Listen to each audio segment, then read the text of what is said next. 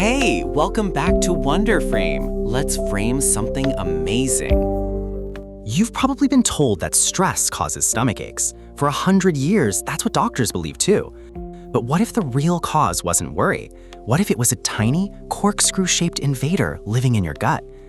To prove it, one doctor did the unthinkable. He brewed a cup of these germs and drank them all down. This is the story of a breakthrough that the whole world called crazy, until it changed medicine forever. Let's imagine your stomach lining is a beautiful, thick green lawn. For years, doctors saw painful bare patches on this lawn.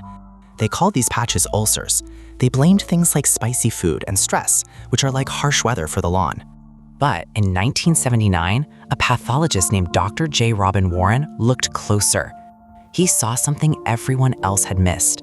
On every single bare patch, he found tiny, spiral-shaped pests, a bacterium no one had noticed before. His partner, Dr. Barry Marshall, was fascinated. What if the pests weren't just there? What if they were the cause? They called the bacterium Helicobacter pylori. But when they presented their idea in 1983, scientists laughed at them. Everyone knew the stomach was a pool of powerful acid. It was like saying a fish could live in fire. But this little pest had superpowers. Its first trick is surviving the acid rain in your stomach. It releases a special enzyme called urease. This enzyme creates a protective bubble of non-acidic gas around itself. It's like carrying your own personal umbrella in a downpour. This lets it travel safely through the dangerous acid. Once it reaches the stomach wall, it uses its second superpower.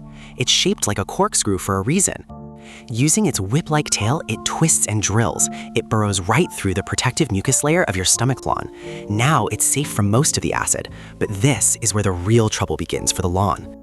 Your body knows there's an invader. Your immune system sends its soldiers to fight the burrowing pest. This battle causes swelling and irritation. It's a condition called gastritis. The lawn is now getting red and angry. This constant battle weakens the lawn's defenses. The lush green grass starts to wither away, leaving a bare patch. And now, with the protective grass gone, the harsh stomach acid can burn the sensitive earth underneath. That painful burn spot is an ulcer. It wasn't caused by stress. It was caused by this sneaky pest. Marshall and Warren understood the whole story, but no one would believe them without proof in a living person. They tried to infect animals, but it didn't work. The bacteria just didn't affect them the same way. They were stuck.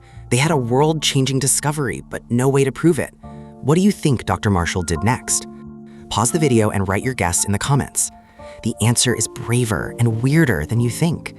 In July of 1984, he decided there was only one experimental subject left he could trust: himself. He went to the lab and grew a batch of H. pylori. He mixed it into a cloudy, beef-flavored broth. He didn't tell his wife, he didn't tell the hospital ethics committee. He just picked up the beaker and drank about 1 billion living bacteria. Yes, really, a less than delicious smoothie of germs. For 3 days, nothing happened. He thought maybe it had failed, but then things got gross. He felt tired and nauseous. He had terrible bad breath, which his wife was the first to notice. By day 5, he was vomiting every morning. His own body was becoming the evidence he needed. 10 days after his germ cocktail, he had an endoscopy. A tiny camera journeyed down into his stomach. The pictures were shocking. His stomach lining, his personal lawn, was red, swollen, and swarming with H. pylori. He had proved it. The bacteria caused massive inflammation. He had given himself gastritis. But here's the surprising twist. He never actually developed a full ulcer. His wife insisted he take antibiotics to cure himself. And the other twist? Their first success growing the germ in the lab was a complete accident. In 1982, dishes were left in an incubator over a long Easter weekend. No one checked them for 5 days. When they returned, they found the slow-growing bacteria had finally formed colonies. They had just been throwing it out too soon. With Marshall's dramatic proof, the world of medicine could no longer ignore them. Slowly, the old ideas began to crumble.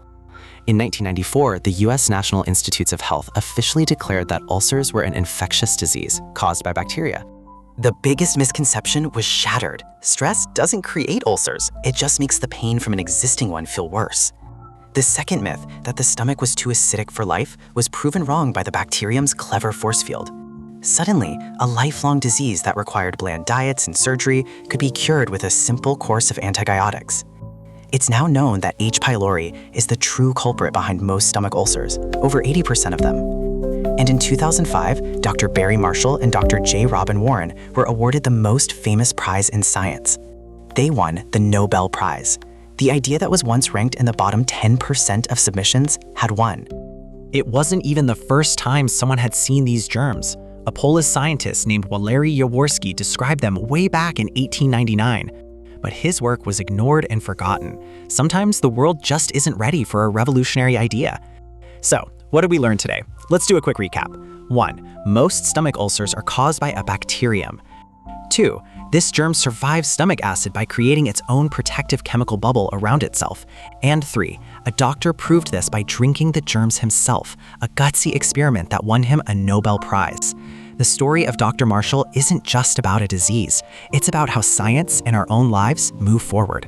He teaches us to question what we've always been told, especially if we have evidence that something isn't right. Progress often comes from being curious and courageous enough to ask, but what if what we know is wrong? So the next time you feel a stomachache, you can remember that its story is about more than just stress. It's a story of courage, curiosity, and the one gutsy doctor who drank a disease to change the world. If you like stories about brave individuals who broke the mold, go watch our video, The Bear Who Became a Real Soldier in World War II. And for more amazing true stories from science and history, be sure to subscribe. That's all for today on Wonder Frame. Subscribe so you never miss a frame. Bye for now.